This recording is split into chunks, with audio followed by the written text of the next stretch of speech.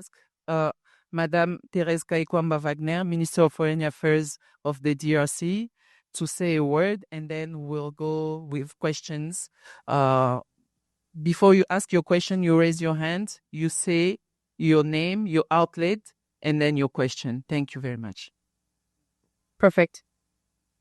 Thank you. Again, sorry. Thank you so much to all of you for being here, and especially thank you for your patience. Apologies for our late start. I'm sure some, maybe many of you have followed the events of the day, and as you can tell, it has been a very rich day with a series of meetings, and unfortunately, this made it a bit difficult for us to respect the timing that we had ambitiously set for ourselves to have this exchange. However, again, I thank you all for bearing with us and for being so patient, and I believe that it was all very necessary, and these were all very useful meetings and fruitful meetings that we had today. So, as I said, we started off today with the signing of a peace agreement between the DRC and Rwanda, a meeting which was attended beyond the USA, of course, our host, also by representatives of Qatar, of Togo, and of the African Union, showing that the efforts for peace in the DRC and the Greater Great Lakes region are a concern not only of a few, but of many stakeholders that have been investing sustained efforts throughout the past months and some even throughout the past years to help us navigate these troubled waters. Following that signature, we had a short bilateral meeting at the level of the Undersecretary at the State Department, followed then by the meeting with His Excellency President Donald J. Trump at the White House, which was also, again, an opportunity for us to relay our gratitude and our thanks for the exceptional leadership and determination that has characterized the USA's investment and commitment to this cause. I think it was quite impressive to see that in a handful of weeks, we made such dramatic progress on an issue that, as you all know, has been one that has been plaguing the region for decades. Of course, as I said in my remarks and in my speech, the work begins now. We have signed an agreement. We have committed to high objectives, of course, to lofty goals, if you want to put it that way. But the true test will be, of course, when the rubber hits the road and when we have to start implementing this agreement and making sure that we honor our respective commitments. So I think this is the next phase that we're looking towards. And of course, as I said, the DRC, the country that has suffered the most, the country whose citizens have suffered the most, is more than ever determined to hold its end of this bargain. So this being said, I look forward to hearing your questions and to having a fruitful conversation with you. Thank you. Thank you very much, Your Excellency. We can start with questions. Please, you raise your hand, state your outlet, and then I'll pass you the mic.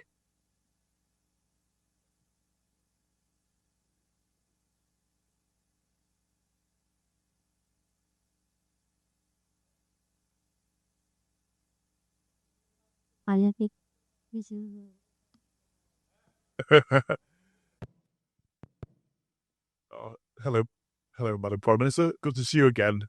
Not a question, just to say thank you for what you have done. I remember months ago when I saw you, you were so tired and exhausted flying from New York to DC to get this peace deal done. And so thank you. We stand behind you. President Trump stands behind you. And I just want to say, from the American people to the DRC, we stand behind you. Thank you. Thank you. Next question.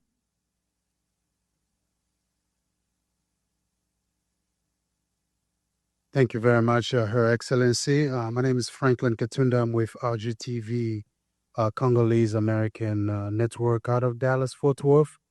Thank you for this historical day, and we just grateful for everything you've done as a Minister of Foreign Affairs The question I have, and it's the question that most of young folks have here in America, in the diaspora, so as those in Goma, in Kinshasa, and elsewhere, they want to know when and how are we going to implement this accord and everything that was decided today, because most of the folks out there don't know what's in it. And when they know, most of them want to know when will the troops, Rwandan troops, be sent back to where they belong. Thank you. Thank you. Next question. She's going to take a few ones and then answer all at once.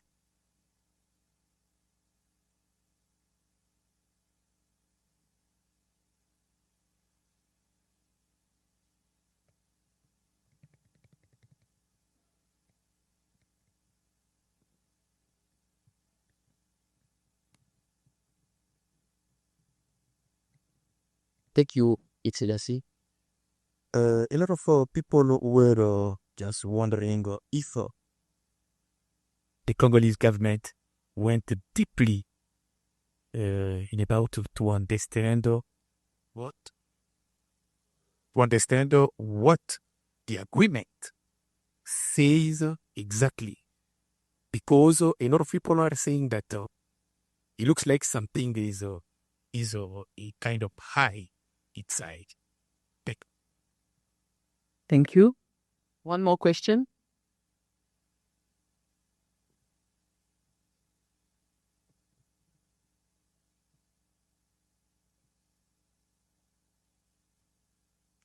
Thank you very much, Minister. Benjamin Alvarez from Deutsche Welle. Can you tell us what role Qatar played in these peace negotiations? We know the role that the United States is playing, but maybe if you could give us some insight in what role they played in all of this. Thank you so much.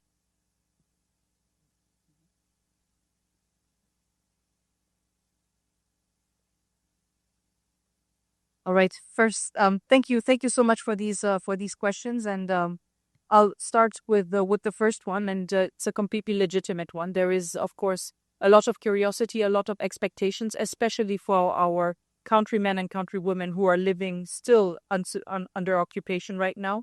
And so, first of all, when will the agreement be implemented? The agreement enters into force upon its signature. So I think it's very important when we say that the work has now begun, it truly has begun now. So we are not looking at an agreement that is due to be implemented or enter into course in an unforeseeable time. The obligations start at the moment where the signatures have been made on the document. Now, what does that mean concretely? And I know that this, there are very specific expectations that people have. The agreement is large and covers a lot of issues, but I know that a lot of the attention and focus goes towards the presence of foreign armed forces in the DRC, including or foremost the RDF. I think it's important here to go back to what the agreement itself says. The agreement refers to the CONOPS, the concept of operations, a document which was adopted in the framework of the Rwanda process, which has two main pillars and two main obligations, if you want, for the DRC and for Rwanda. Obligations that actually have as a core foundation the acknowledgement, the mutual acknowledgement of security concerns that each of the country has. Our security concern, of course, is the respect of our territorial integrity and the respect of our sovereignty. And that translates into our expectation to see Rwandan troops return to Rwanda and leave the DRC. Rwanda's security concern in the context of the CONOPS was the issue of, or still remains the issue of, the FDLR and their neutralization. So the agreement is very clear on this.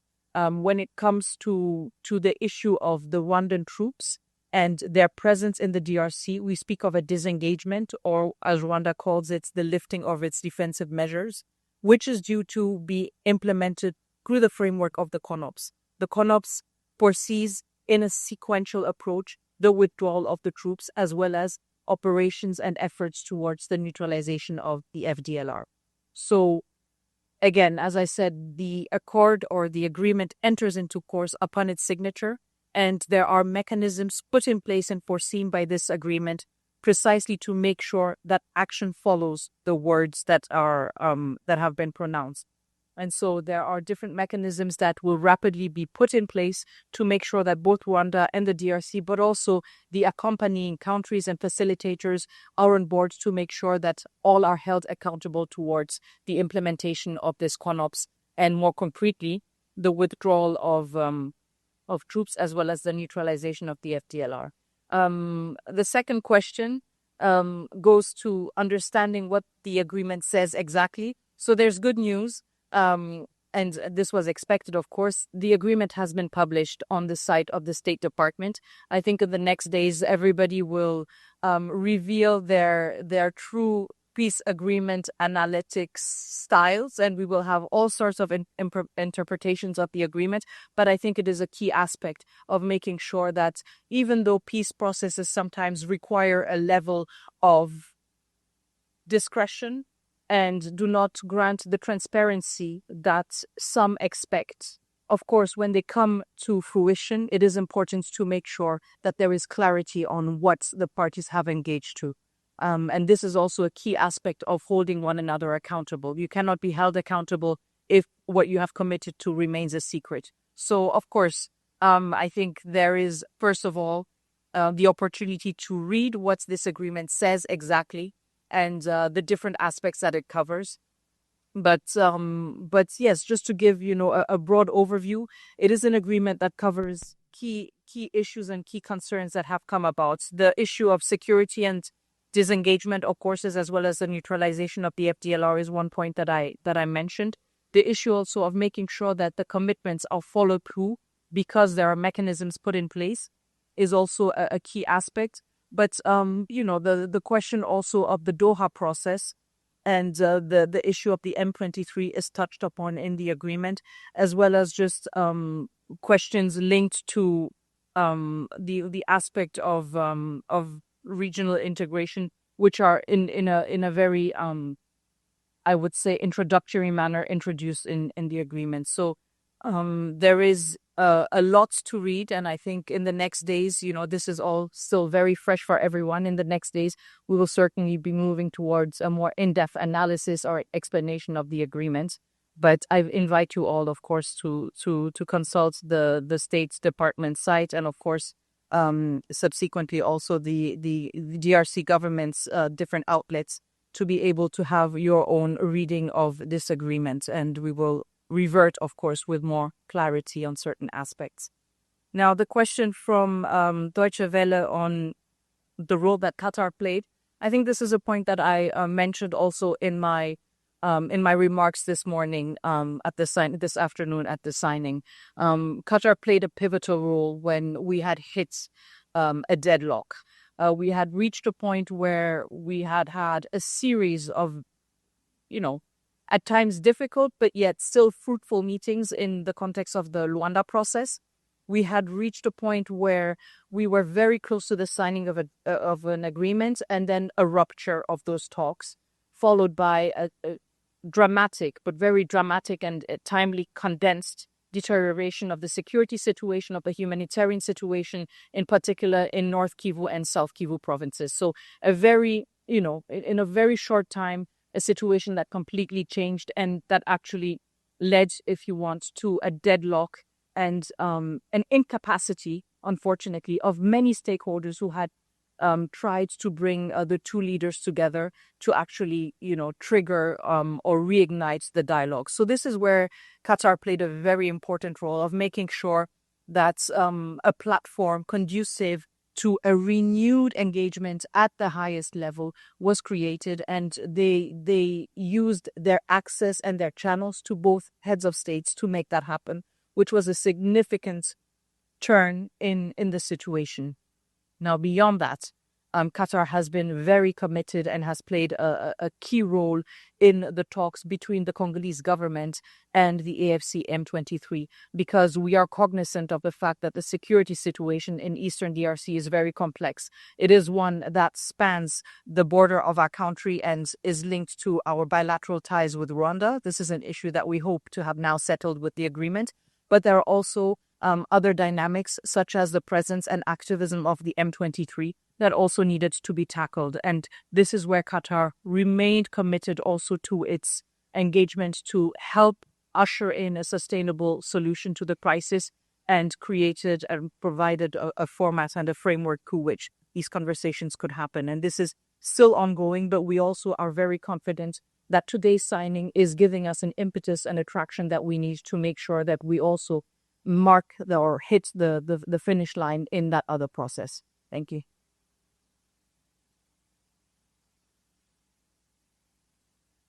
Thank you very much. Next question. Please.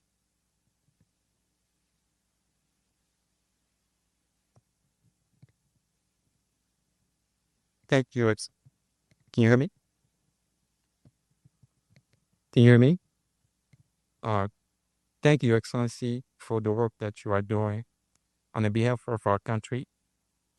My name is Claude Kamana, and I'm a former president of our Congolese community of Washington. Here's my question. What will happen if the accords are broken by Rwanda? What type of implications they will face? Thank you.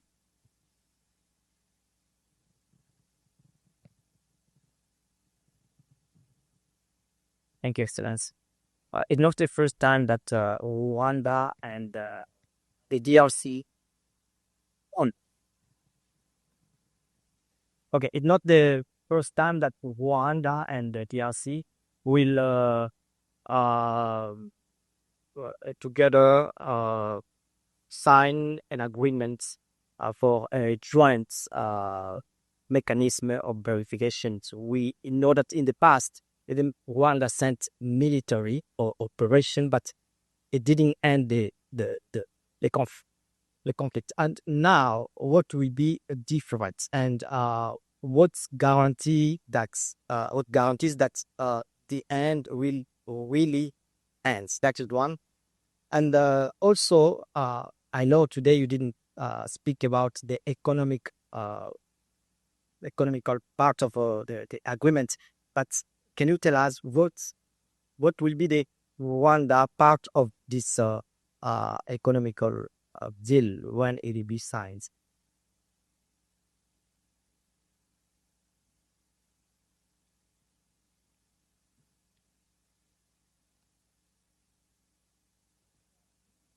Thank you. So the first two questions are, I think, quite similar. What will happen if the agreement is violated by Rwanda?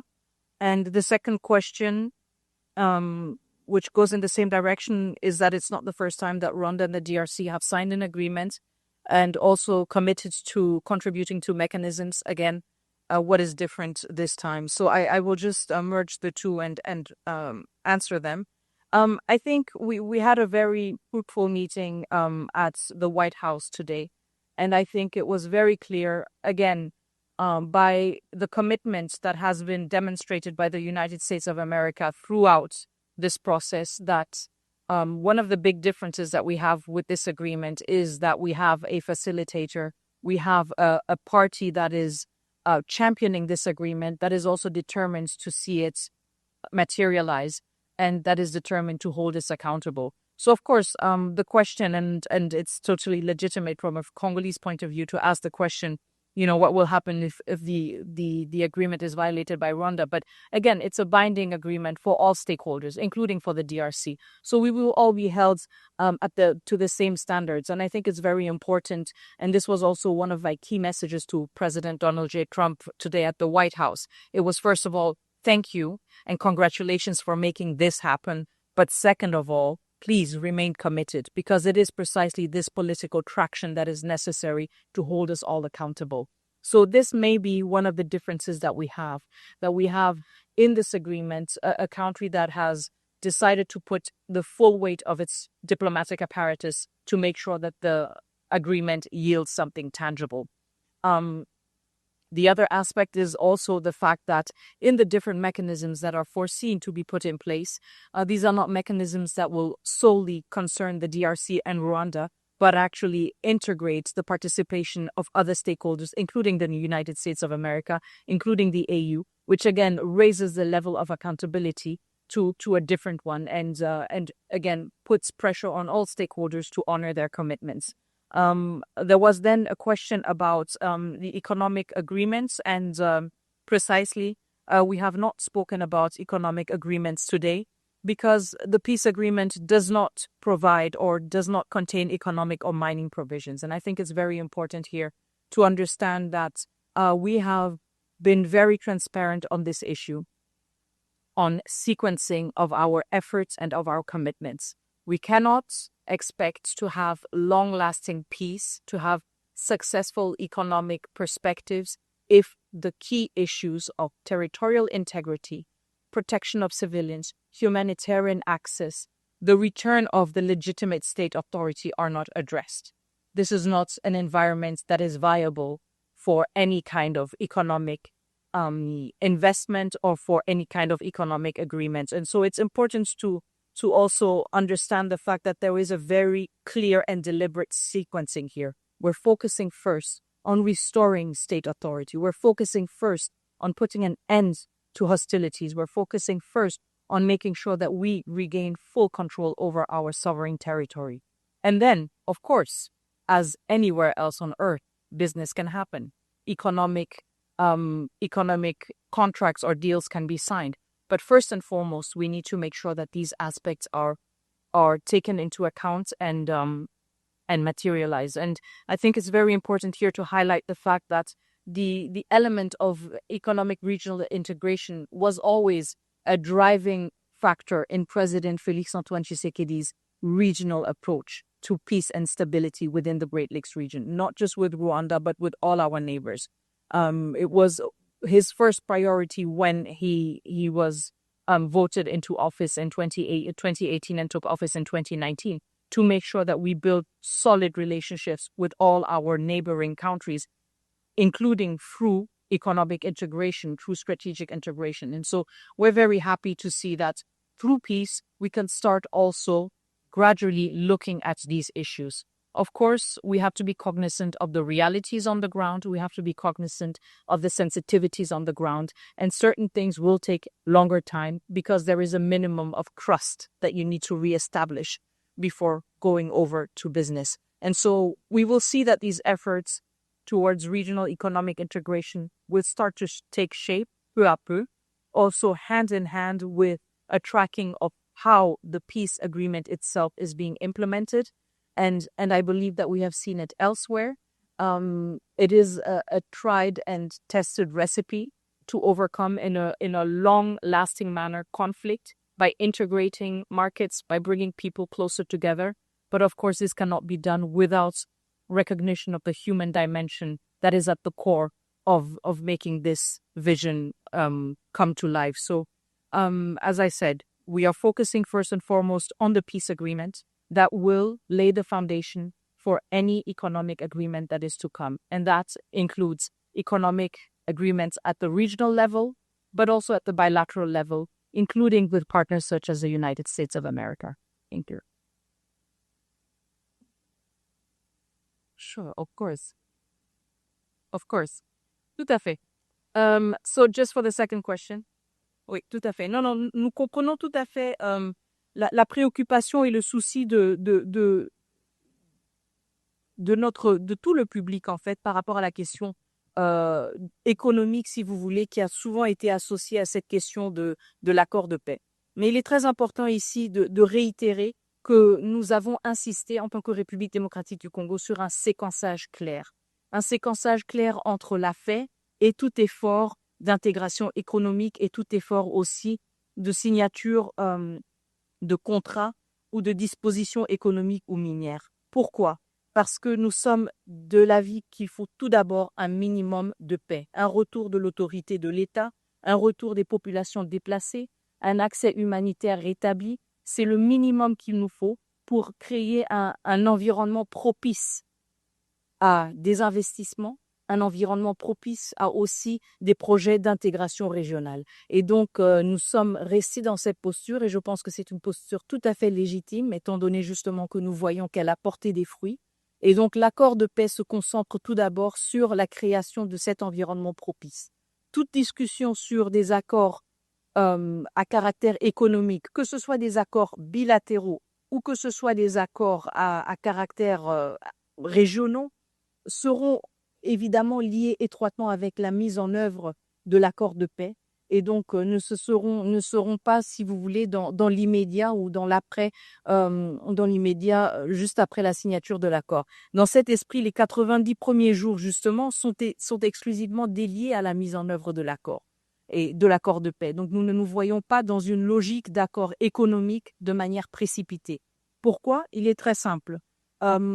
Nous savons de beaucoup d'autres régions que la paix, que la stabilité régionale est très souvent consolidée à travers une intégration, à travers une liberté de mouvement des biens et des individus.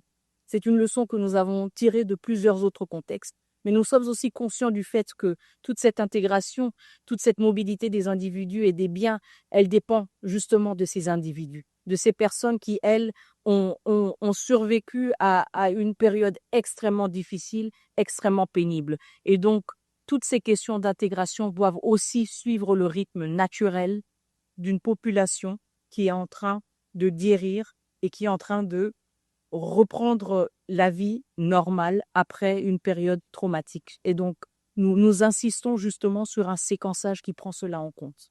Merci. Merci beaucoup, Excellence. Oui, question?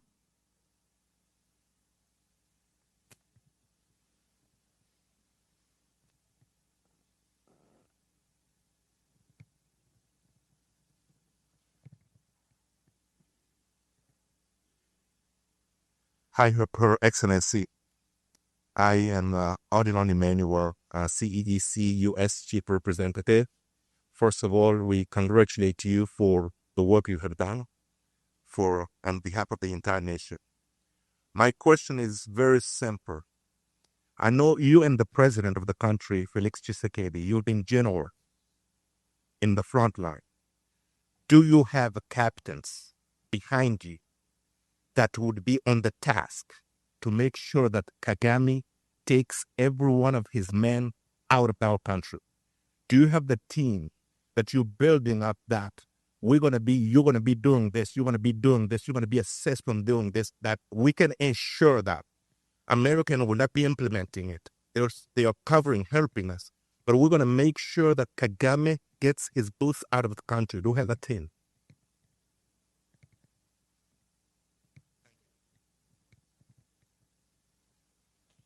Thank you, Her Excellency. Thank you so much. This is a great opportunity for us to actually talk to you today. I just have two questions, and I'm going to ask one in English and then one in French. My name is Roger Muntu.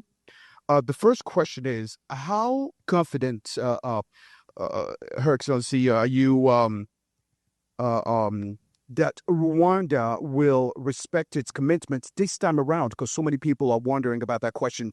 And after everything that you experienced today at the White House and at the State Department, how confident are you about that? My French question, Madame la Ministre, quelles sont les prochaines étapes concrètes après cette signature? Y a-t-il un calendrier précis pour la mise en œuvre? Certains de ces Congolais se posent la question pour savoir s'il y aura une suite où ils peuvent être informés. Merci.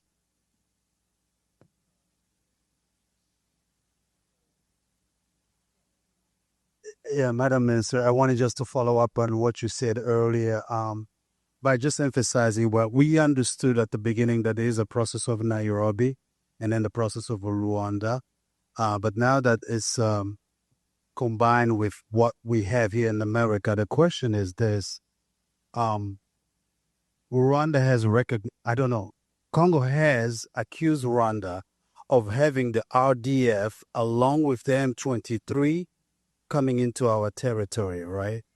But what we don't know is if this agreement is also addressing the fact that Rwanda has brought the RDF into the territory of Congo, and they were accompanying the M23, because there's two different processes, and what we're trying to understand is how we're gonna go by getting the troops out of Congo, the RDF troops, if they are all disguised into the same uniforms as the M23. So it's a little complex issue right there. And then the other question, a follow-up on 2773, the UN resolution.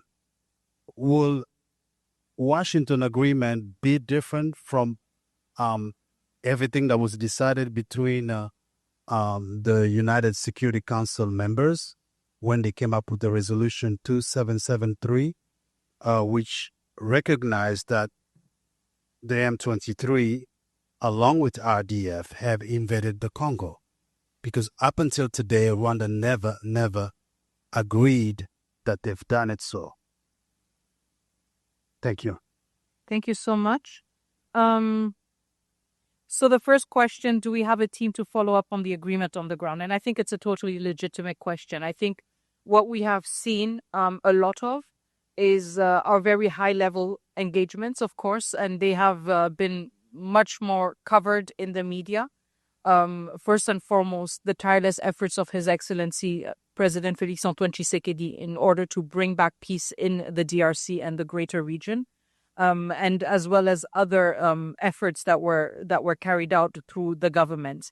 And this maybe overshadows, if you want, other efforts that are ongoing. This maybe creates the semblance or the illusion that this is only where the work is happening. But I think what is important about this specific crisis is that it has made us much more aware also of a lot of shortcomings between the vision and its implementation. And I think considerable work has been invested and considerable efforts have been invested in closing that gap and making sure precisely that we are better equipped, that we are better prepared to face the challenges that we have faced in the past months, in the past years, and also to make sure precisely that this agreement is hopefully the last agreement we have to sign, that this process is hopefully the last peace process that we have to go through. And so in this regard, considerable efforts have been invested.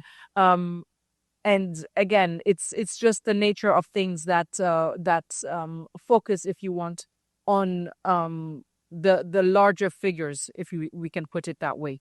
But it is always a team effort. You have a visionary and you have those that execute this vision. When we look at even this agreement here, this very monumental agreement signed in Washington, D.C., by me as a Minister of Foreign Affairs, it rests on the shoulders of a team, of a dedicated team that has been working on this tirelessly for the past months, a team of which some members are here with us today.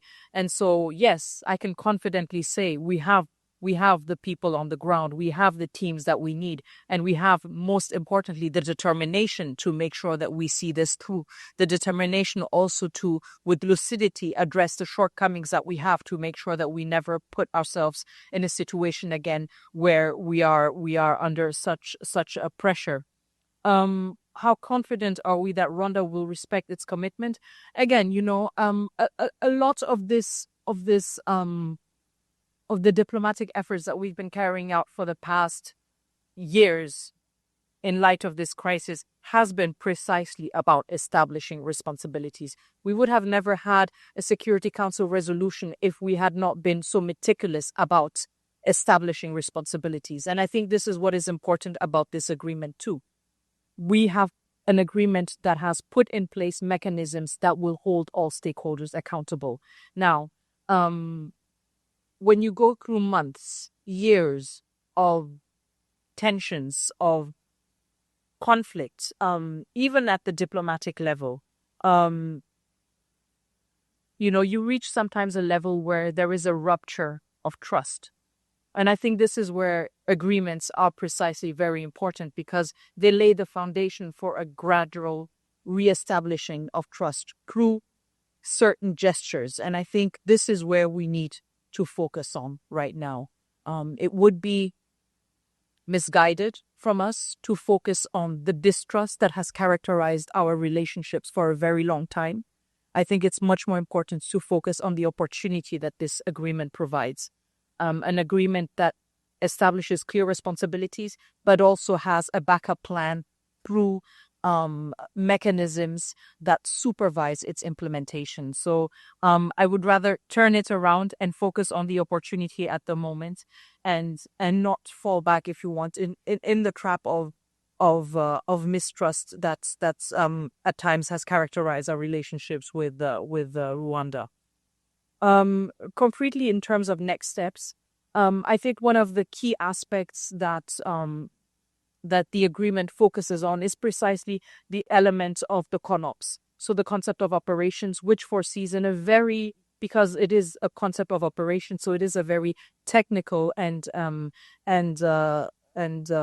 detailed document that breaks down precisely how we want to go about respecting and implementing efforts towards the security concerns of the DRC and of Rwanda. In the case of the DRC, as I said, it's about the disengagement of forces, and the CONOPS who breaks it down in a very elaborate manner.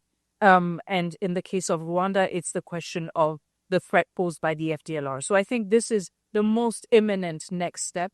Of course, this goes hand in hand with the team that will be put in place to supervise. So the Joint Security Coordination Mechanism, if that's the right acronym, exactly, which will be put in place. So I think that is one of the most imminent next steps.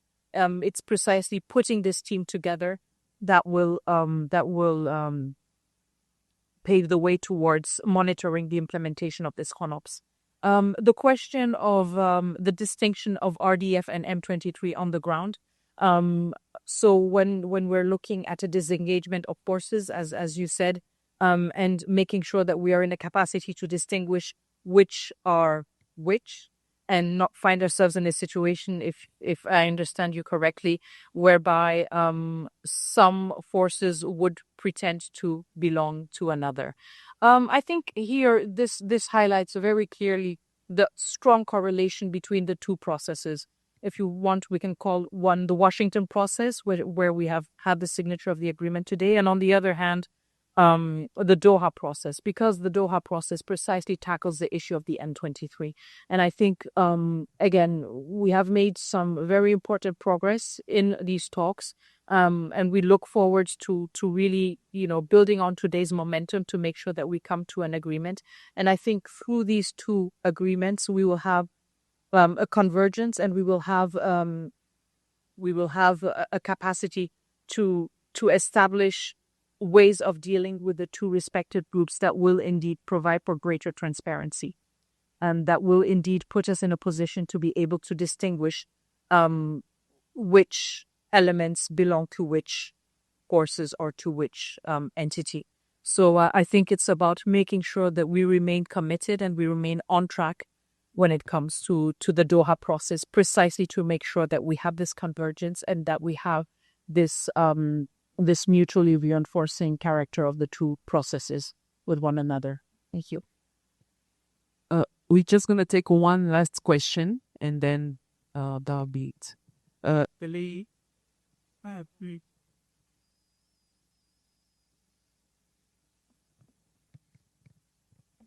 Congratulations, Lord Excellency. Congratulations again on the efforts, the plan to the slain in the disagreements. My name is Rachel. I'm the co-Rachel Founder, and I have few questions. And okay, and you're the last one, but you have questions. Yeah, a question. I think that was planned. So, yes, so that I can have more.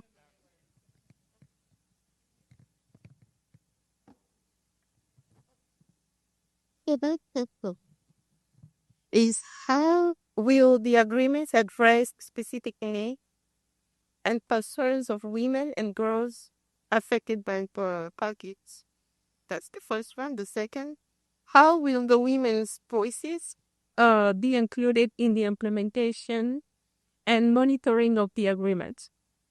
And my last question is, how will the agreement address the issue of impunity for groups responsible for war crimes, such as M23, and what measures would be taken to hold them accountable? Thanks. Thank you so much, and thank you for very pertinent questions on issues that we know that there are a lot of expectations about. The question on the specific needs of women and girls, as well as amplifying or ensuring that women's voices are included in the implementation of the decisions of the peace agreement is pivotal. I think we cannot look at sustainable peace and consolidated peace if this is based on an approach that excludes those that have borne a largest part of the burden of war.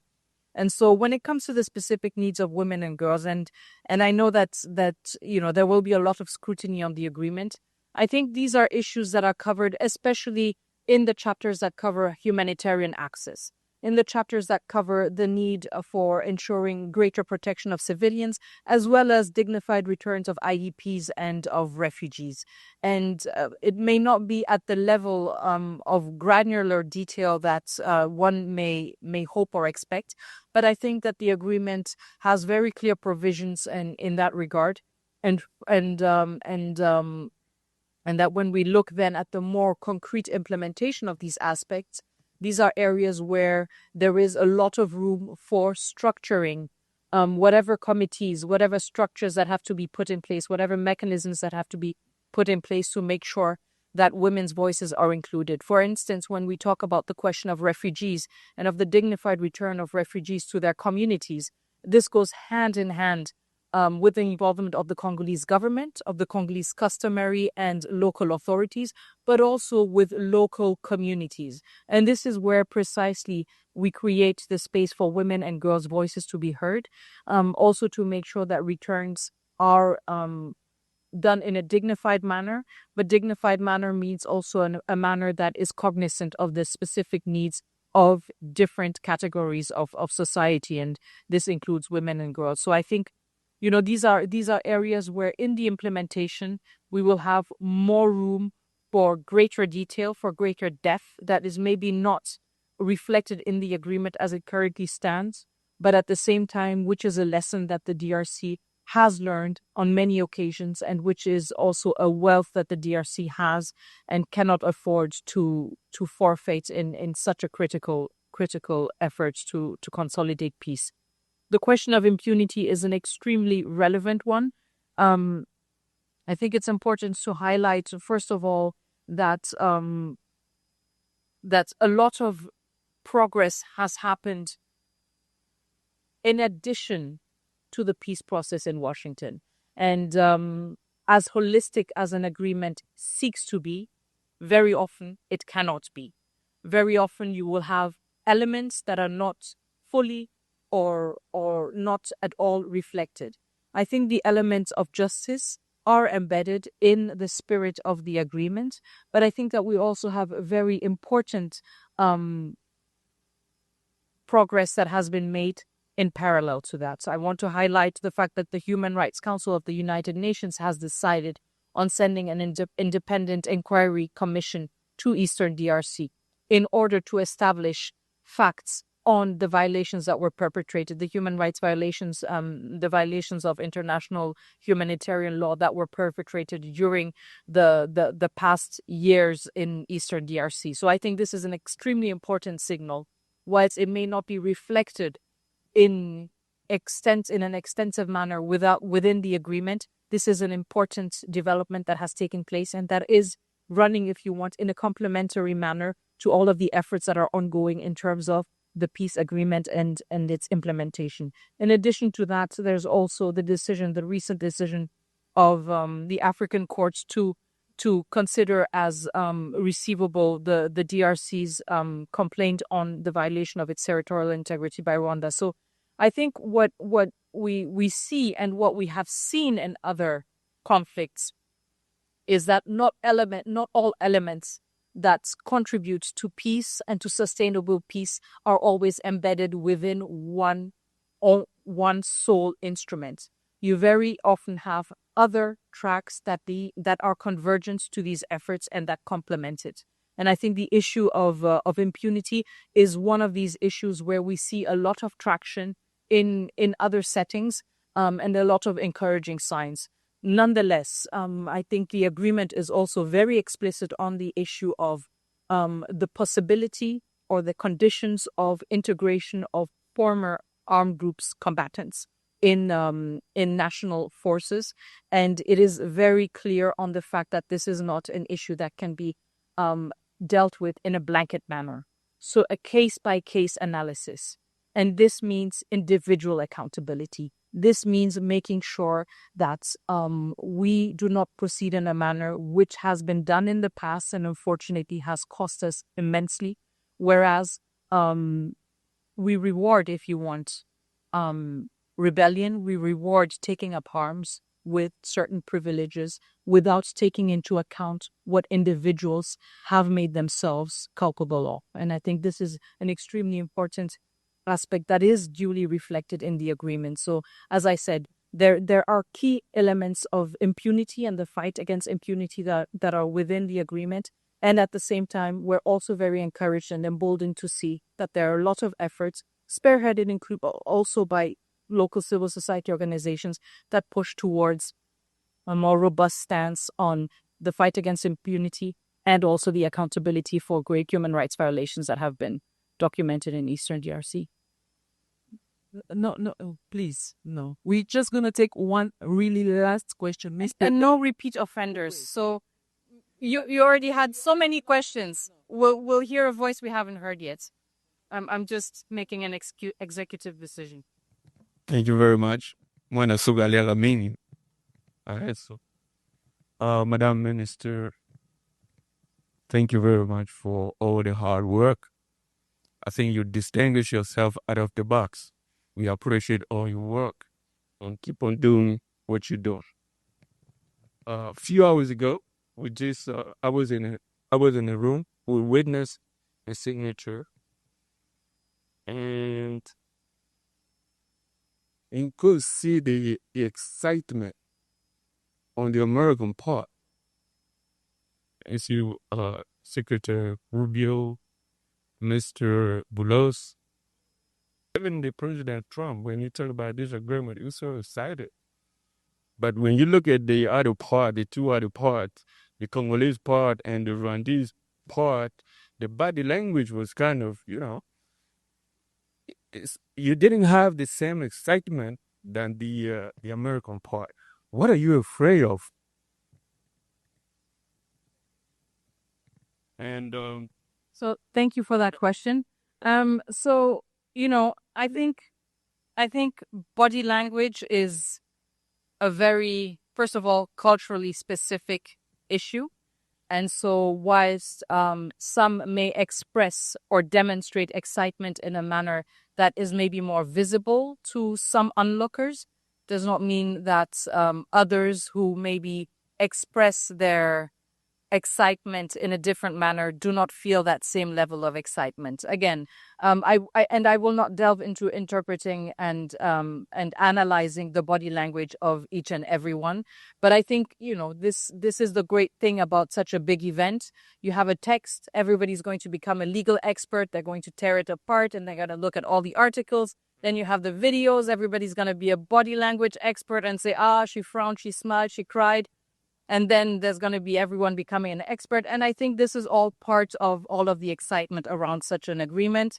I just want to emphasize the words that I pronounced today, both at the Department of State and at the White House. This was an extremely solemn occasion for us.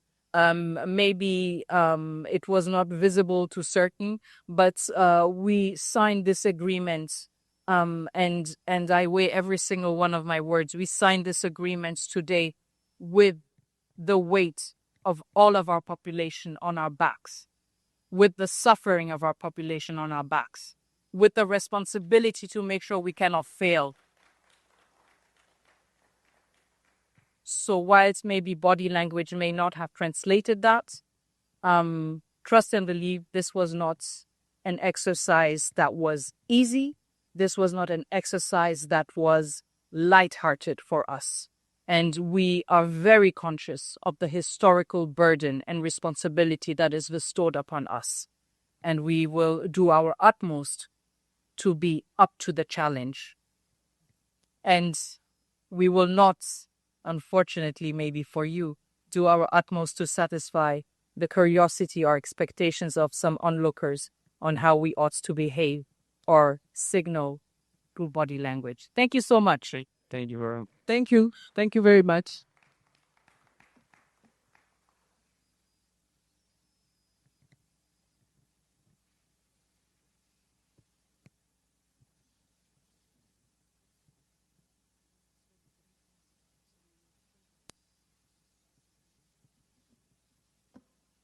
Merci beaucoup d'être passé, d'être venu assister à cette conférence de presse. Nous vous remercions et c'est la fin. Merci.